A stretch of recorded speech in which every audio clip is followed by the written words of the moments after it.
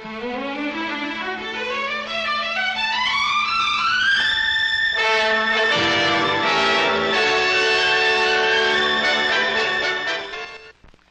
this is Gary Moore. On this subject of communism, you may have wondered how the Russians feel about it. Unless you've had the opportunity to travel overseas, you've probably never talked with a Russian communist. For a pretty good idea of what it's like, I'm going to introduce you to a very interesting man who knows the Russians well.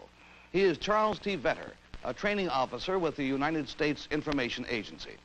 A few years ago, he helped train the guides at the American exhibit in Moscow. Nowadays, he's also helping Peace Corps volunteer groups understand the communists that they may meet as they do their work overseas.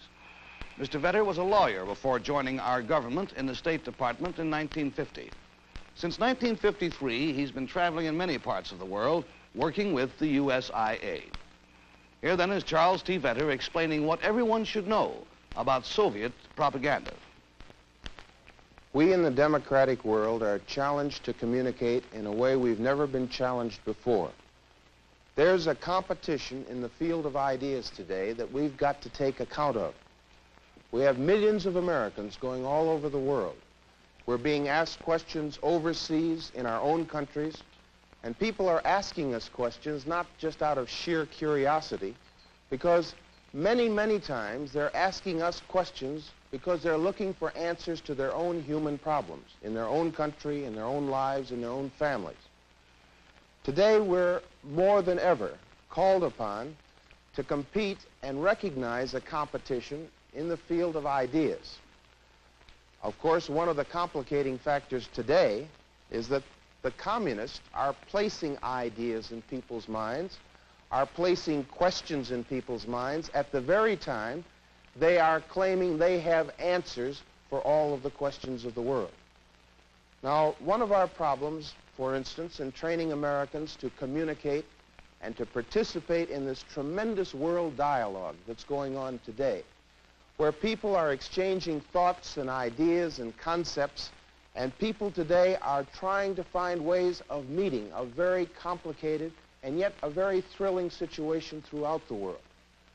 One of our problems in getting Americans to communicate is to get them to understand the kinds of questions that are on people's minds around the world, but also to get them conscious of the fact that we are faced with a competition that's challenging us to excellence in this field of putting our points of view, putting our ideas, our personalities, our problems across in human terms.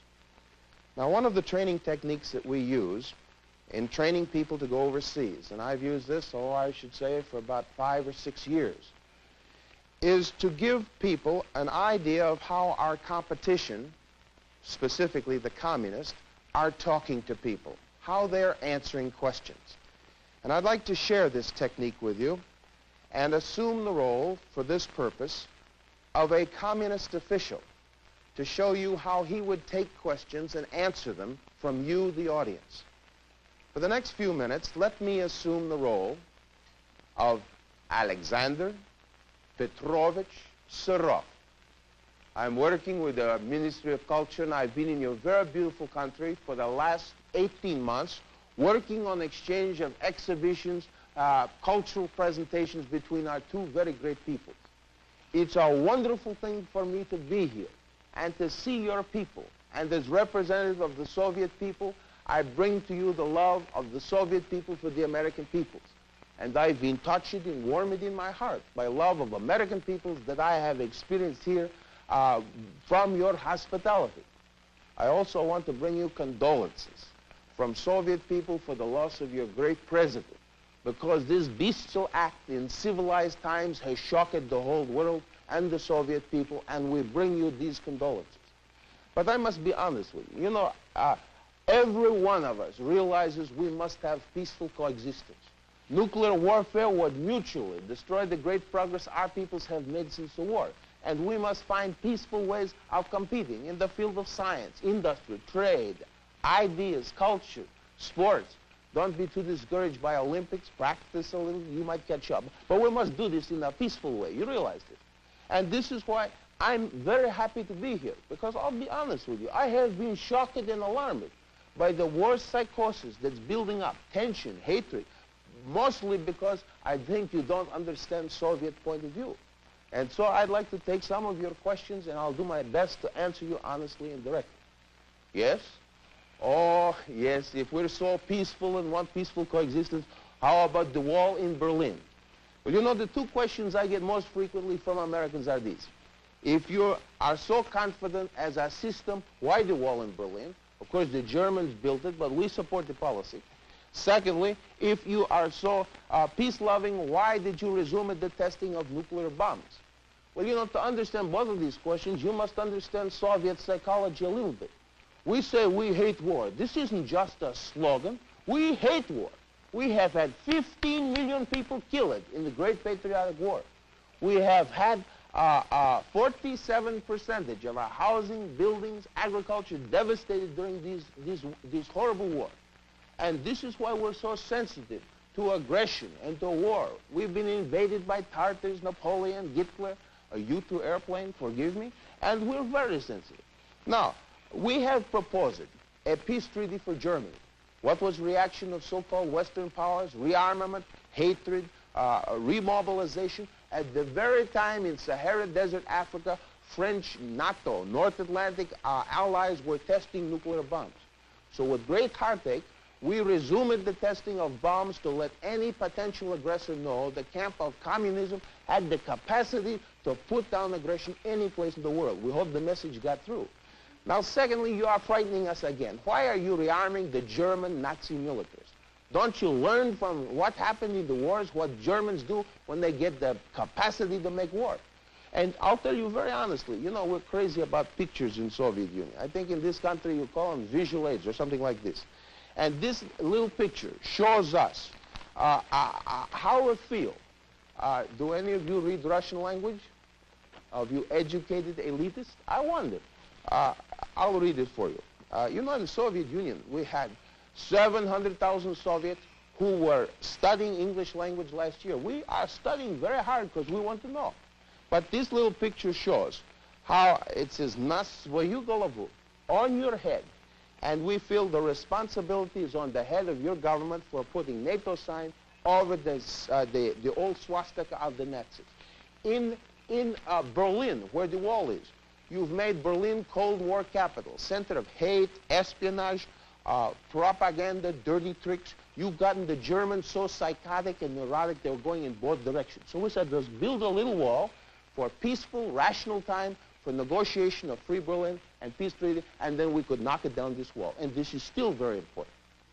What is this? Or if we're so peaceful, why did we send into Cuba the missiles?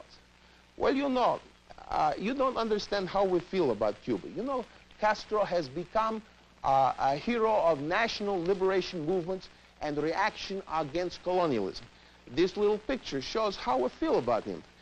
This says in Russian, "Мы победим," we will conquer, or we will reach victory. And this says, "Народы мира с тобою, Cuba." The peoples of the world are with you, Cuba.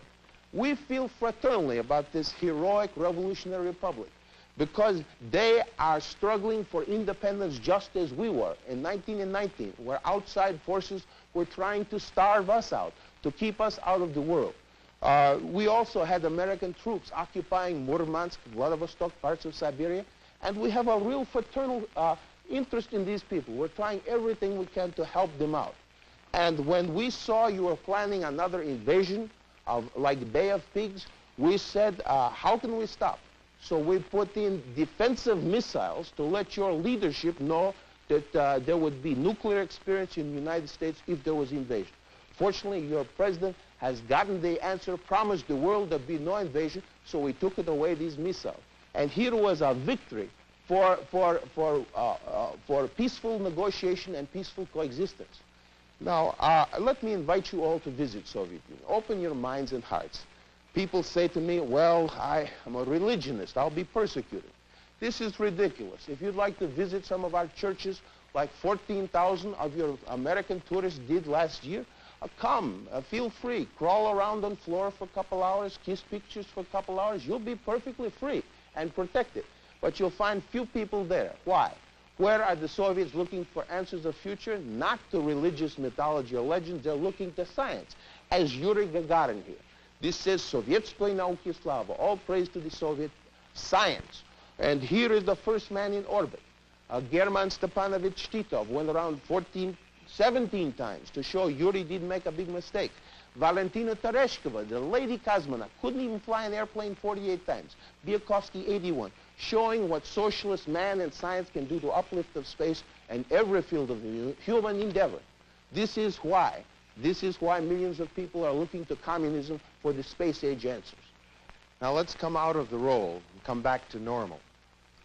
Why have I done this? I think you can see the reason why. This gives a living human experience of how our competition is talking to people. I think it's very important that we have a realistic idea of our opposition.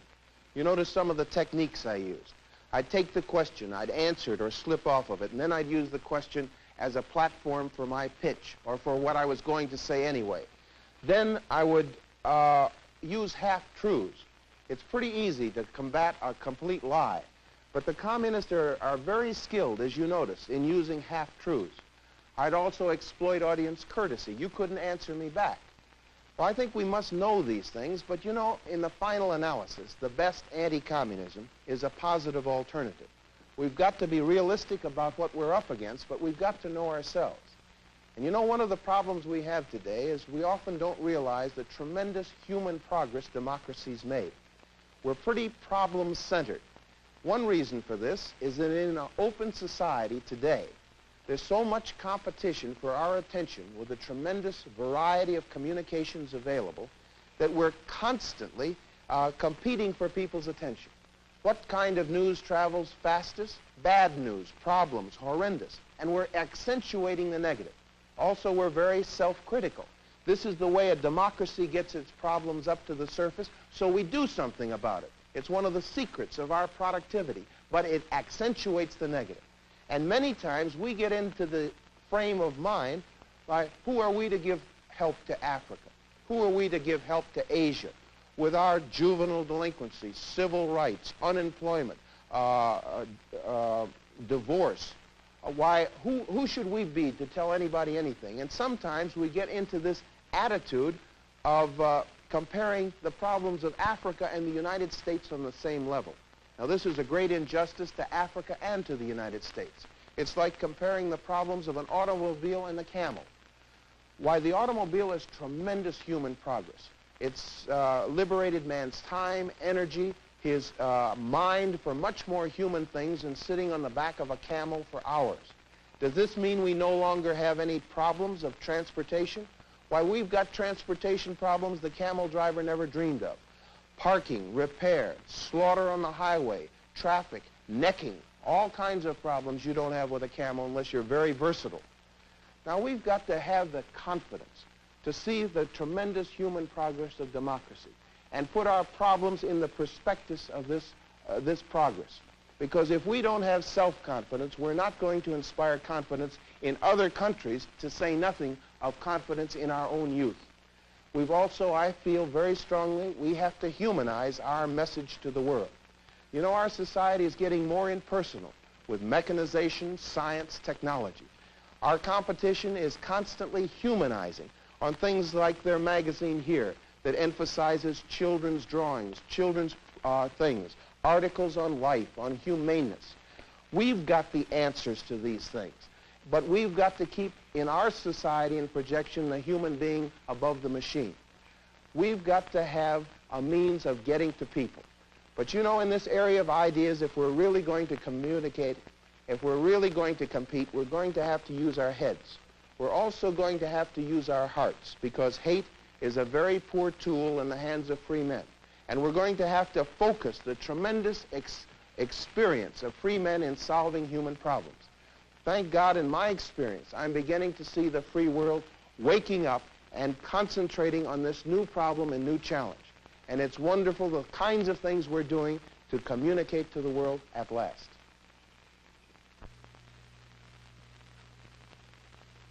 Thank you.